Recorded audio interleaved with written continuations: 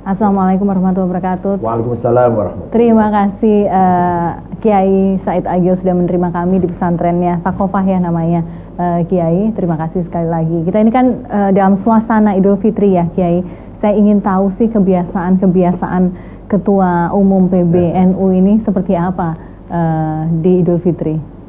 Pada dasarnya Idul Fitri itu adalah hari raya umat Islam hendaknya bergembira karena telah selesai melampaui ibadah puasa 1 bulan yang cukup berat bagi orang awam ya.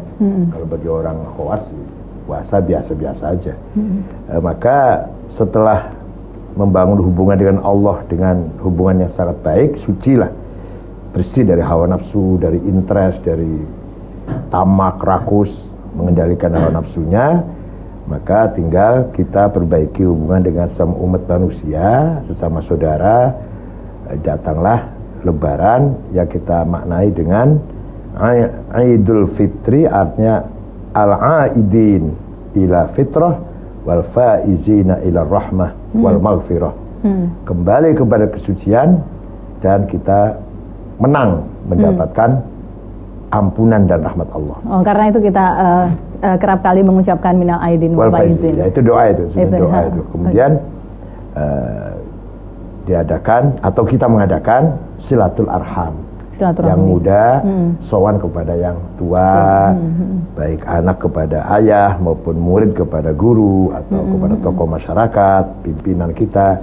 Dalam istilah Indonesia, Islam Nusantara, halal bihalal. Halal bihalal. Itu di Arab nggak ada itu.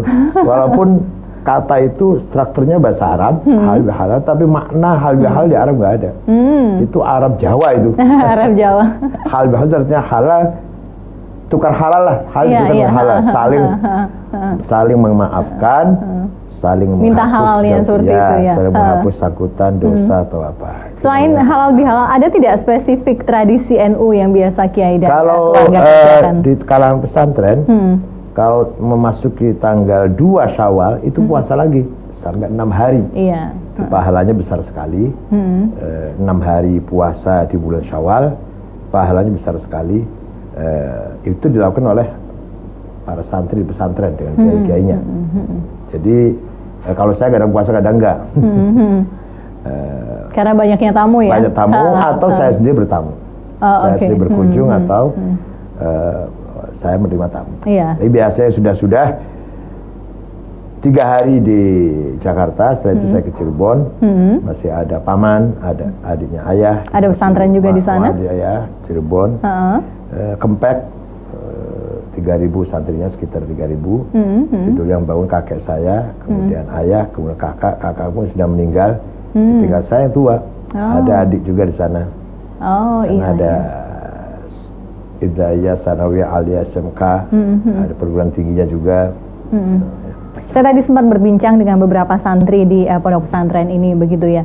Mungkin Kiai bisa jelaskan apa sih beda pesantren yang Kiai dirikan, Kiai bina begitu dengan pesantren-pesantren lain di tanah air. Kan ada sedikit fobia pesantren juga yang sempat muncul belakangan ini. Khawatirnya ketika kita masukkan anak kita di pesantren, baik itu selama SMP, SMA ataupun beberapa kali saja begitu, nanti ada faham-faham yang khawatirnya tidak Pancasilais begitu, yang merasuki anak kita. Tapi di sisi lain kita juga butuh memasukkan anak kita di pesantren untuk memupuk keimanannya, ketakwaannya. Nah, ini pertanyaan sangat penting sekali. Pesantren adalah lembaga pendidikan yang ditekankan kepada pendidikan agama, akhlakul karimah, karakter lah. Jauh sebelum NKRI ada, pesantren sudah ada. Dulu ceritanya beberapa kerajaan Islam setelah dikangkangi oleh penjajah, maka di antara keluarga kerajaan yang tidak sependapat, yang menolak lah, lari keluar dari keraton mendirikan pesantren. Nah, antara lain juga di Cirebon seperti itu. Ada 3 kakak beradik, Kiai Soleh, Nyai Maimunah, Kiai Abdul Jamil, itu lari dari keraton Cirebon mendirikan pesantren Benda Kerep, Gedongan, dan Buntet yang terkenal itu. Nah, Itu dalam rangka menyelamatkan akidah, budaya, akhlak. Kalau menerima bergaul dengan Belanda nanti rusak gitu lah. Jadi betul-betul dengan Belanda tuh non-cooperation betul. Benci agamanya, benci perilakunya, benci bahasanya, benci berpakaiannya. Makanya dulu kiai-kiai atau nenek moyang saya atau kakek saya itu haram celana, haram dasi, tidak pakai kopiah haram. Itu karena mereka tahu hukumnya bukan haram sih sebenarnya, karena bencinya terhadap penjajah. Nah, lahirlah pesantren puluhan ribu, bahkan sekarang kalau kita hitung yang NU itu 22.000 lebih, yang santrinya 200 ke atas. Kalau yang kurang 200 belum kita hitung. Nah, selama ini telah berperan mengeluarkan atau outputnya beberapa jebolan pesantren yang ahli agama betul. Sebut saja contohnya Kiai Sahal, Gusmus, Kiai Ma'ruf Amin, ya Kiai Hasyim Asy'ari sendiri, Kiai Bisri Mustafa, Tolha Hasan, Cak Nur Kholis Majid, Gus Dur, itu semua pesantren. Mbak Ainun dengan Najib, beraneka ragam pemikiran. Quraish Shihab, itu semua pesantren. Itu Malang, Quraish Shihab dengan Alwi Shihab, itu pesantren Darul Hadis Malang. Artinya apa? Artinya pesantren telah berjasa besar membangun peradaban dengan kualitas yang bisa kita banggakan. Bukan hanya ilmunya, bukan hanya knowledge-nya, tapi juga karakternya. Ya. Belakangan tahun 80 kemarin barangkali, mulai ada pesantren yang radikal. Sekarang ini jumlahnya 53. Di Cirebon ada, di Lenteng Agung ini dekat Sigajur ada. Pesan As-Soffah. Itu direkturnya namanya Oman Abdurrahman yang pernah dipenjara 1,5 tahun ngebom Hotel Atrium. Di Cirebon, pesan As-Sunnah, direkturnya Salim Bajri, Yusuf Ba'isa, Arab-Arab itu. Mbak ini Arab juga. Alumninya, jebolannya. 1. Saifuddin ngebom Masjid Polresta Cirebon.